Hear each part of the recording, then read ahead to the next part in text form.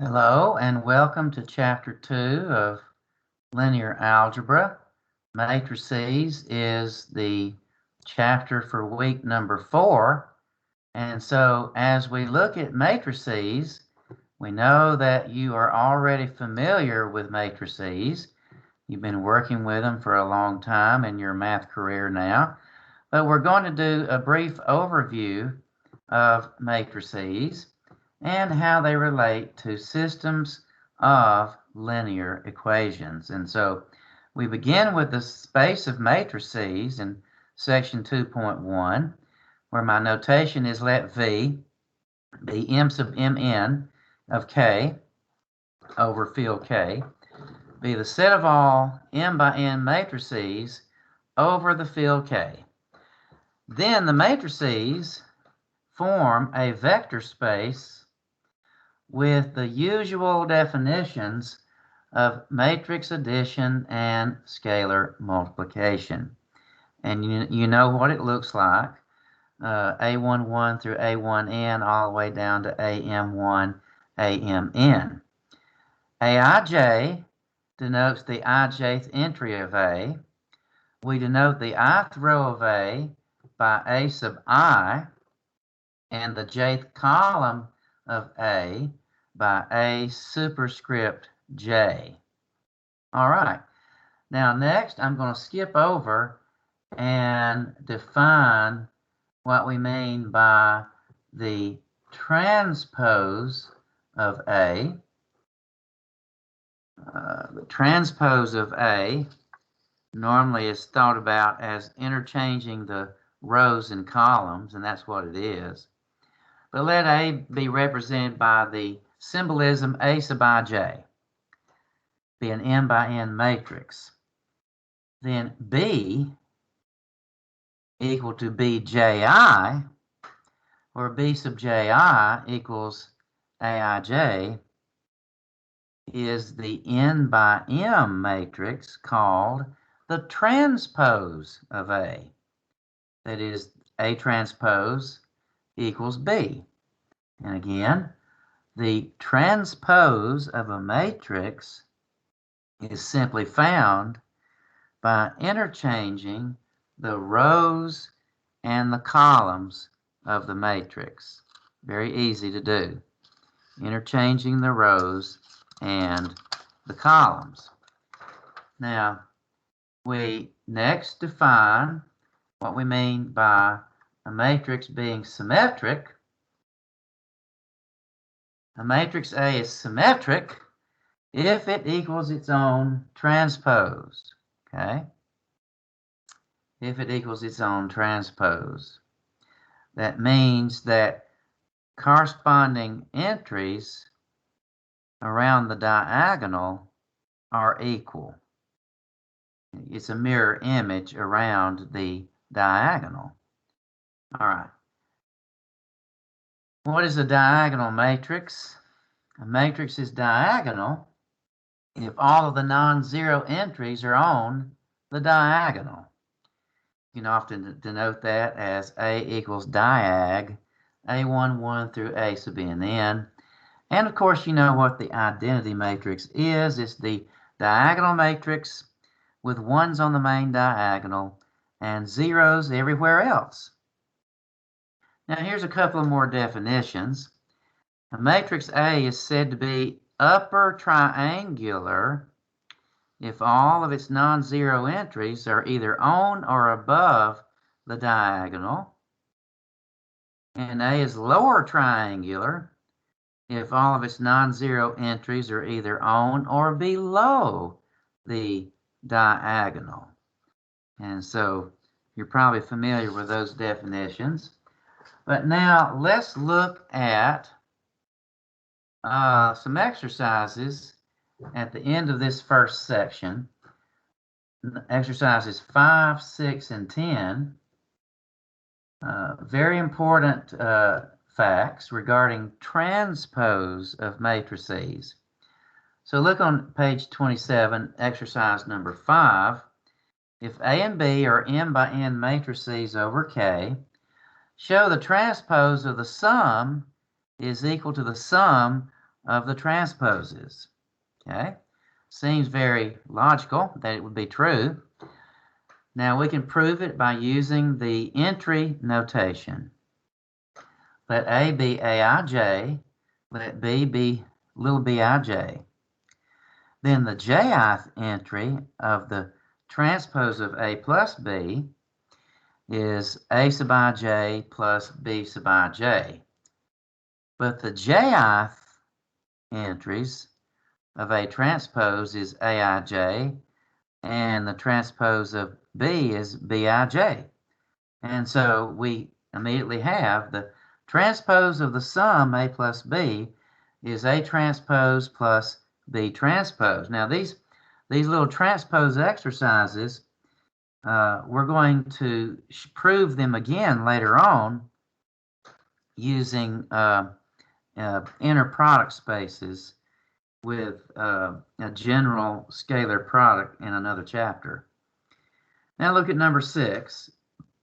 If C is a scalar, show the transpose of CA is C times transpose of A.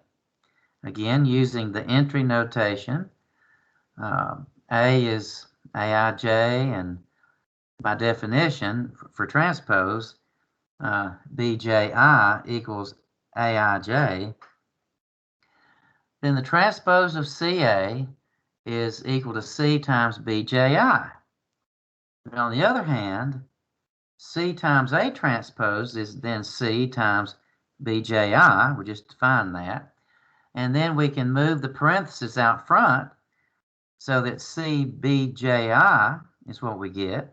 But from the previous line, that's just equal to the transpose of Ca. Very simple property, but very important properties.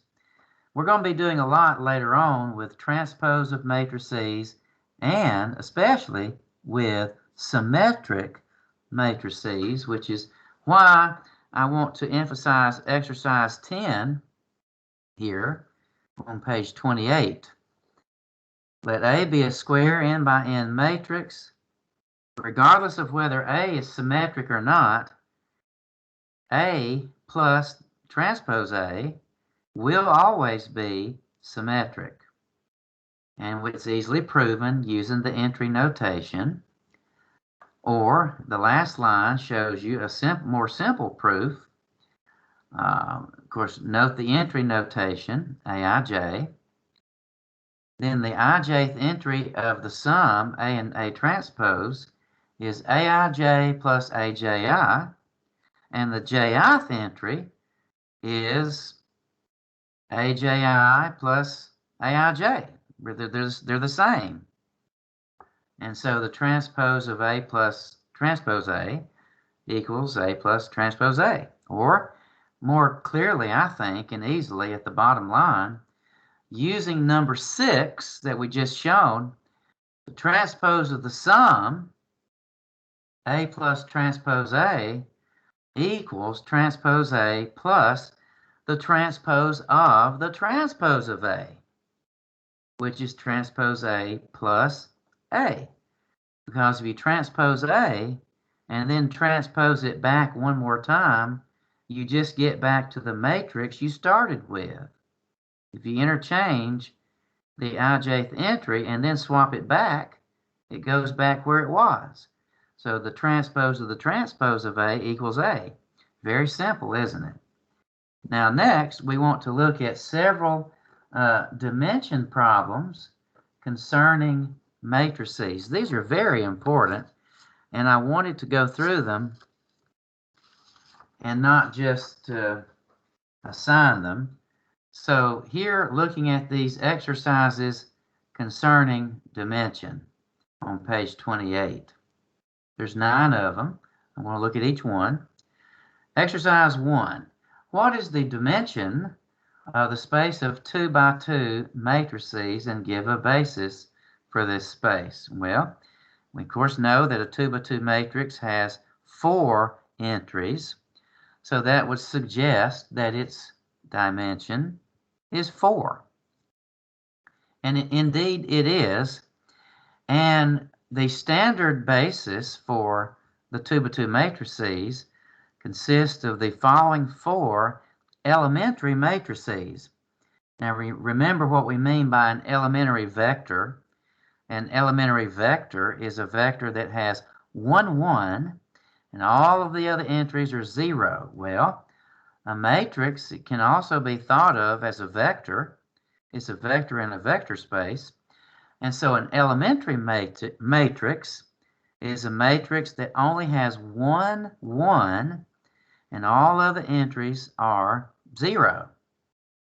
For example, capital E sub 1, 1 is the matrix with 1 in the first 1, 1 position and zeros in the other positions. And so a basis for the 2 by 2 matrices would naturally consist of the 4 elementary matrices, namely E11, E12, E21, and E22. More generally, looking at number 2, what is the dimension of the space of M by N matrices? Well, you simply multiply M times N. Like 2 times 2 is 4, and so M times N is the dimension of the M by N matrices. And its standard basis consists of the M times N elementary matrices, E11 through E1N, E21 through E2N, dot, dot, dot, all the way down to E sub M1 through E sub Mn. So there's M times N of those. All right, look at number 3.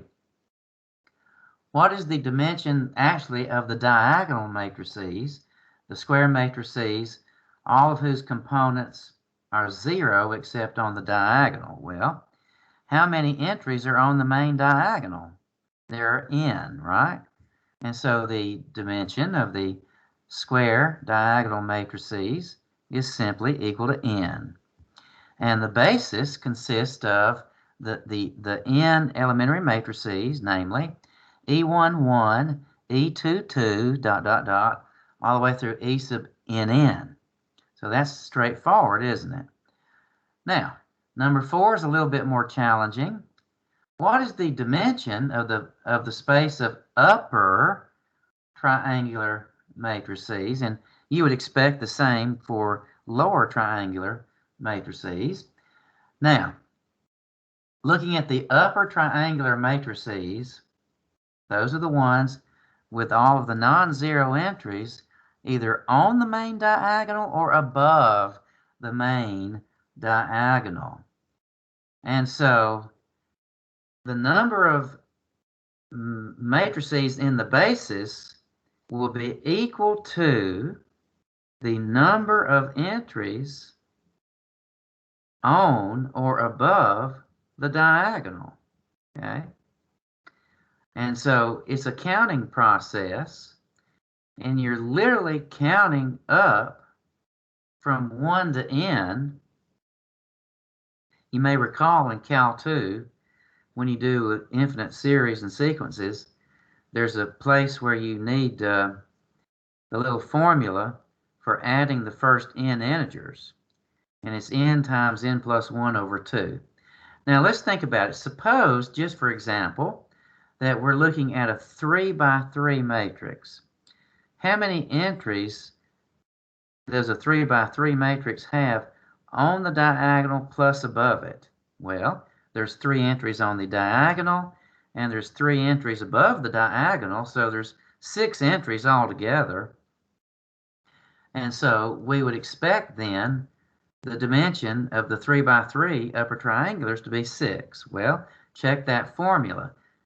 3 times 3 plus 1 is 4. 3 times 4 is 12. 12 over 2 is 6. It checks out. And it is the case that the dimension of the square upper triangular matrices is n times n plus 1 divided by 2.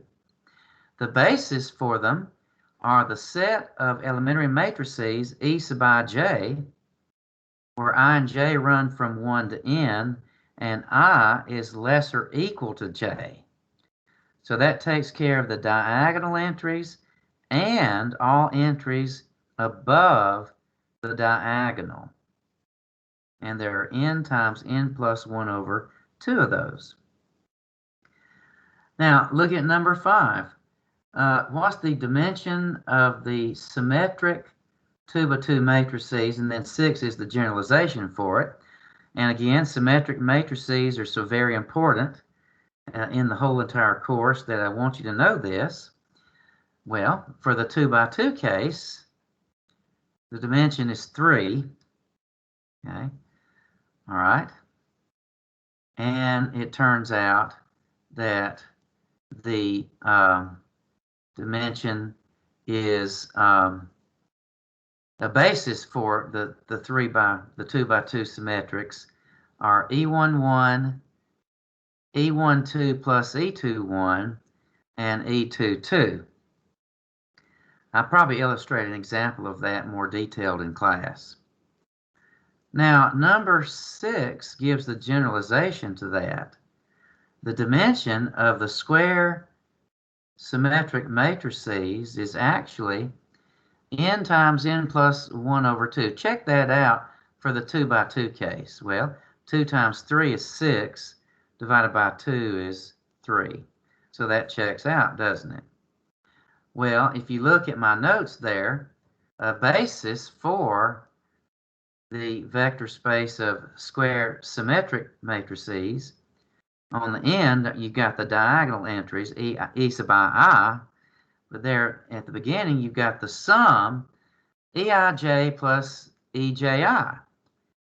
I and j going from 1 to n, and I strictly less than j.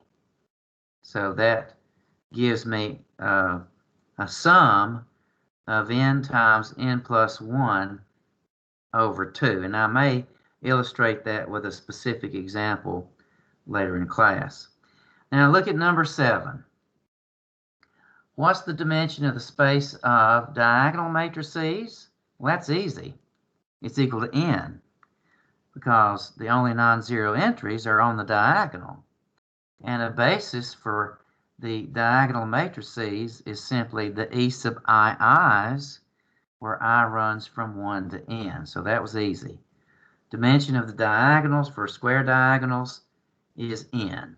Finally, 8 and 9 are just consequences of a theorem we had previously. For example, if you're looking at R2, and if V is a subspace of R2, then the possibilities for its dimension are either 0, 1, or 2. And similarly for R3, possibilities for a dimension of the subspace are either 0, 1, 2, or 3. And of course, more generally, if you were, for example, looking at Rn, then a subspace of Rn would have either dimension 0, 1, 2, dot, dot, dot, all the way up to n. So that's easy. All right, so let's next go ahead and look at the next section on linear equations, systems of linear equations. Okay. And again, you know what a system of linear equations is. And here's how they're written.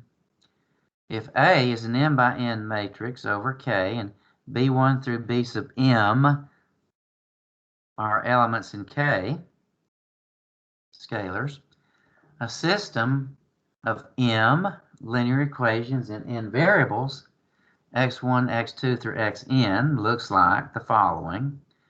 a11 x1 all the way added to a1n xn equal b1, all the way down to a sub m1 x1 plus a sub mn xn equal b sub m.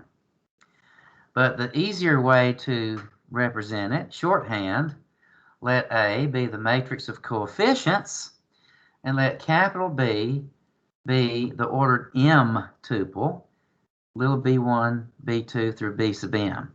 Then we can represent it as ax equal b. And I haven't defined matrix multiplication yet, but I don't think there's any problem, and go ahead with it. AX equal B represents a system of linear equations, M equations and N unknown variables. And another very important way of representing a system of linear equations is to write it as the linear combination of the column vectors of the coefficient matrix. x1a1 plus x2a2 plus x sub n an equal b. Very important method of writing the system, because this way of representing the system is used in proving theorems. Okay? All right, now next, a system of equations ax equal b is said to be homogeneous if b is equal to the zero vector. And that's denoted by ax equals zero vector, or in terms of linear combinations with the columns, x1a1 plus plus x sub n an equals 0. Now, an immediate result for homogeneous linear systems is the following. The columns of the coefficient matrix A are linearly independent if and only if 0 is the only solution to the system. The columns of A are linearly independent if and only if the trivial solution is the only solution to the homogeneous linear system. And that, of course, goes back to our theorem in the previous chapter concerning linear independence. And the columns of A are linearly dependent if and only if there exist non-trivial solutions, x not equal to 0, with ax equal to the 0 vector. All right, next we're going to look at Theorem 2.1. Theorem 2.1 concerning linear equations. Now here's the way I wrote it.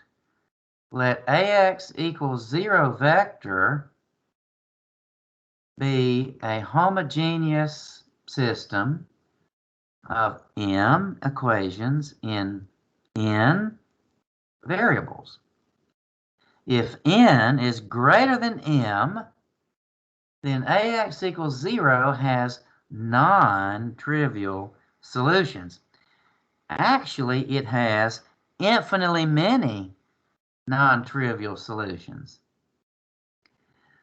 Going back to Theorem 3.1 of Chapter 1, if the dimension of your vector space is m, and you have n vectors where n is greater than m, then those vectors are linearly dependent. So that means that the columns of A are linearly dependent.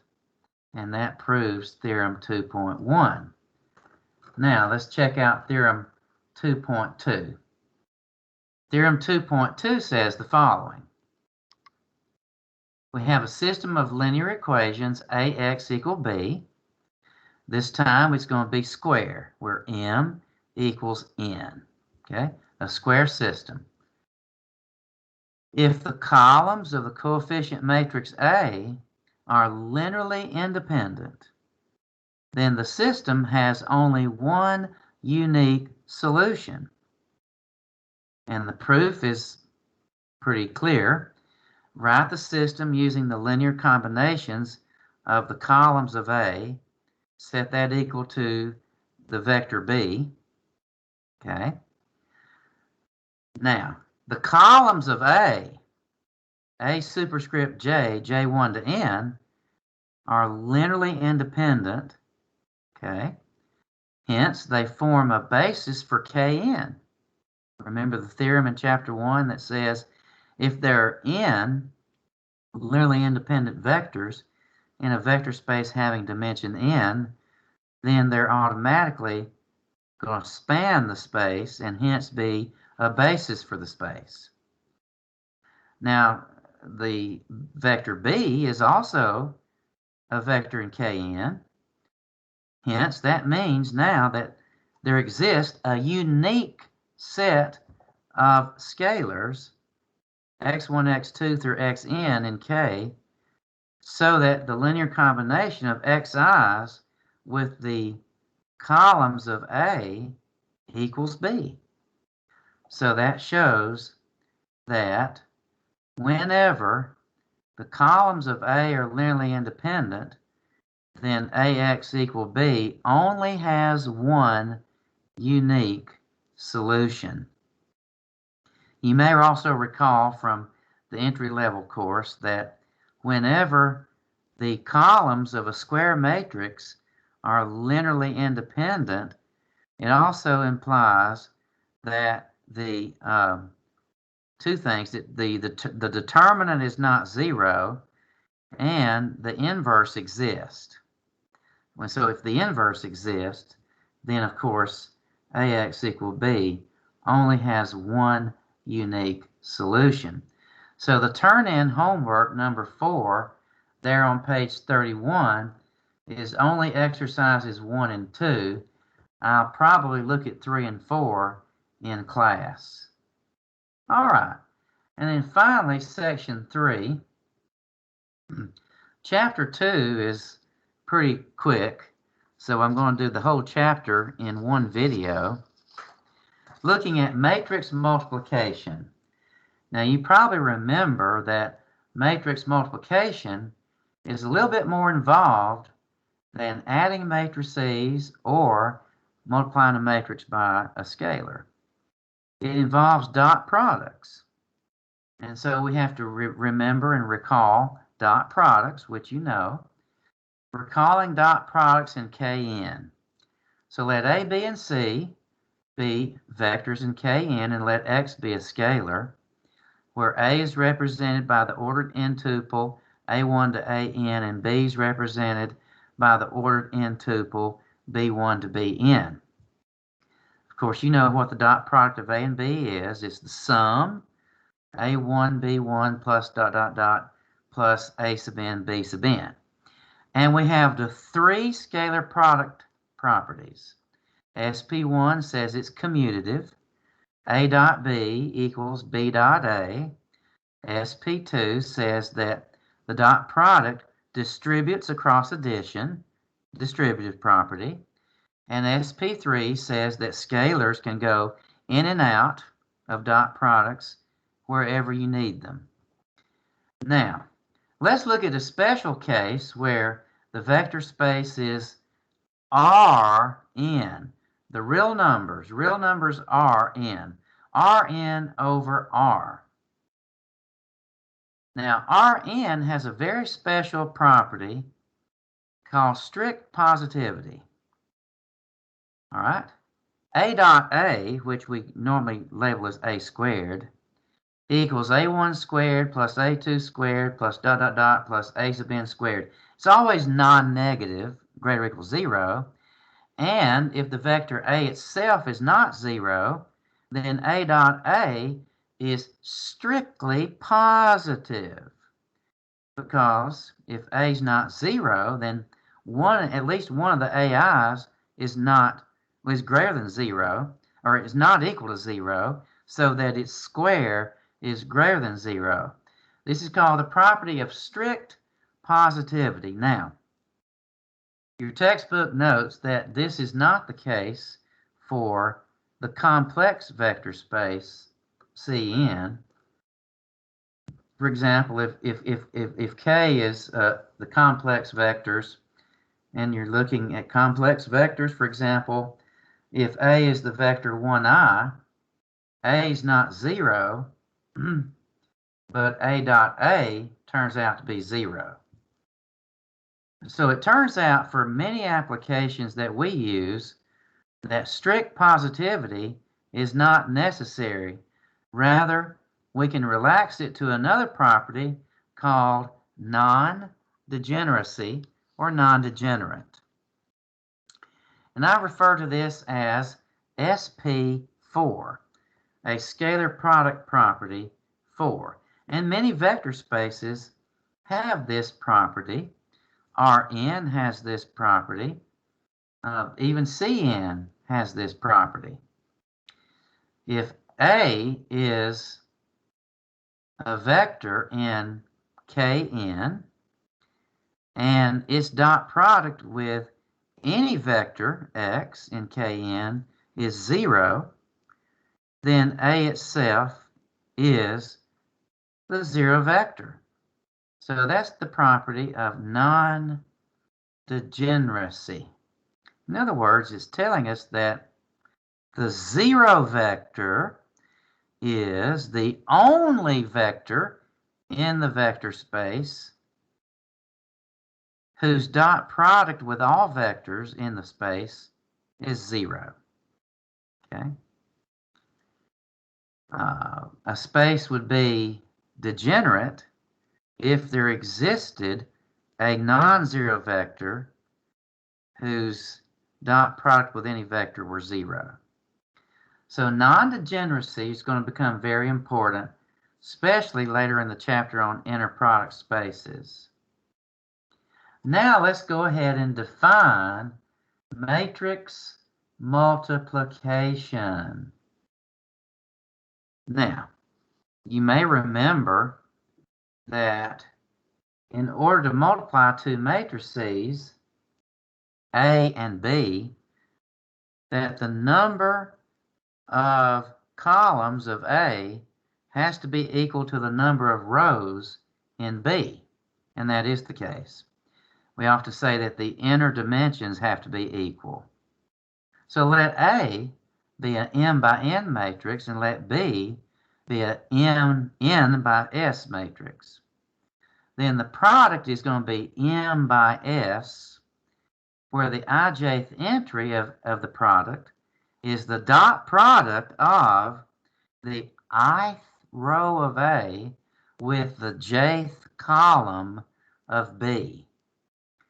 And you can also write this out using the entries, and it's just the computation of the dot product. So it's the summation, k goes from 1 to n, a sub I k times b sub kj. It's the dot product of the ith row of A with the jth column of B. And then finally, let's check some more properties here, some theorems. Theorem 3.1, matrix multiplication of matrices. If A, B, and C are matrices and X is a scalar, and assuming the following matrix products exist, then we have the following. Theorem 3.1, matrix multiplication is distributive over addition. A times B plus C is AB plus AC, and then the scalar can go in and out wherever you need it or want it. And then theorem 3.2 asserts that matrix multiplication is associative, right? That is, AB multiplied by C is the same as A multiplied by BC. And the proofs are tedious, and I don't care to go through those. All right, so I want to go to what's more important to what we need to be doing is the inverse of a square matrix. So let A be a square matrix. What does it mean for it to have an inverse? We say that a square matrix A is invertible, non-singular, has an inverse if there exists an n by n matrix B, so that A times B equals B times A equals the n by n identity matrix. Now, here's a claim. Whenever a matrix A has an inverse, the inverse is unique. In other words, there's only one inverse. It can't have two or three. There's only one. And so it's quick and easy to show this. And remember, you prove uniqueness by supposing that it's not unique. Suppose C is another inverse of A, where AC equals CA equals the identity. Well, then what do we get? Starting then with the inverse B. B is equal to B times the identity, and that's equal to B times. Now we're saying that AC is equal to the identity, and then we can reassociate the parentheses and put the parentheses around the BA times C. But what's BA? BA is the identity. But then the identity times C is just C. So B is equal to C, short and simple. So when the inverse exists, the inverse is unique.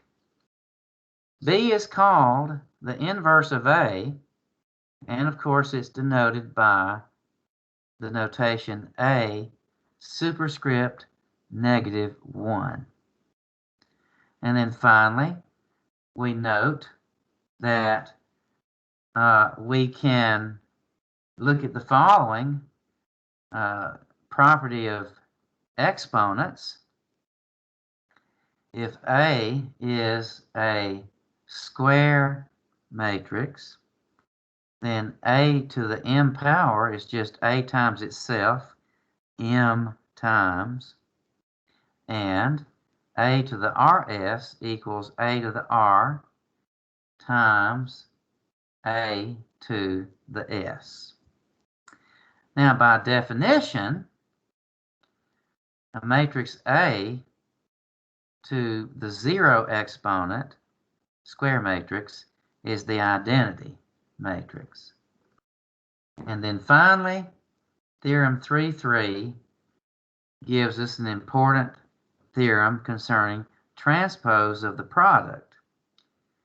If A and B are matrices so that A and B can be multiplied, then transpose A and transpose B can be multiplied, and the transpose of the product of A and B is equal to the transpose of B times the transpose of A. Now, later in the chapter on scalar products, we're going to have a 1 or 2 line proof of this.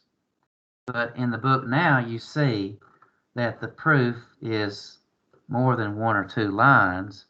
I don't care to go through it right now, but we will do it, a short version of this proof, and later on in the chapter on scalar products. But the transpose of the product of AB is the product of the transposes in the reverse order.